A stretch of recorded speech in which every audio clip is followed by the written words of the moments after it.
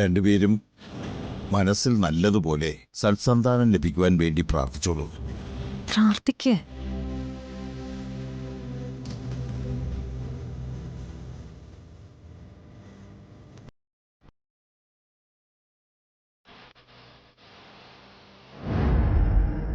അർച്ചനെ, നീ ആ മല കയറി വഴിപാട് നടത്തി അനുഗ്രഹം വാങ്ങാൻ ഞാൻ സമ്മതിക്കില്ല. നിന്നേക്കാൾ മുമ്പേ ഞാൻ അവിടെ എത്തും, ആ പൂജയിൽ പങ്കെടുക്കും. നിനക്ക് പകരം ആ അനുഗ്രഹം ഞാൻ നേടും. എന്ത് വില കൊടുത്തും നീ അവിടെ എത്തുന്നത് ഞാൻ തടഞ്ഞിരിക്കും.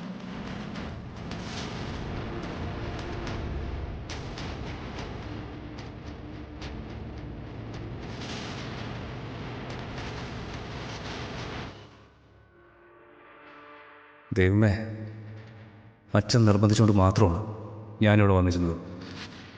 അല്ലാതെ ഇവളുടെ കൂടെ മല കയറാനുള്ള ഒരു ഉദ്ദേശവും എനിക്കില്ല. എന്നോട് ക്ഷമിക്കണേ.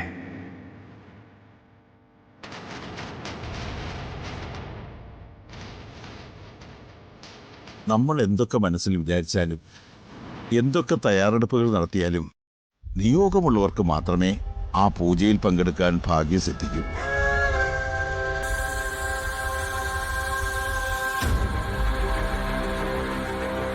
രണ്ടുപേരും മഹാദേവനെയും പാർവതീദേവിയെയും മനസ്സിൽ ധ്യാനിച്ച് ഒരിക്കൽ കൂടി പ്രാർത്ഥിച്ചിട്ട് എഴുന്നേറ്റുള്ളൂ.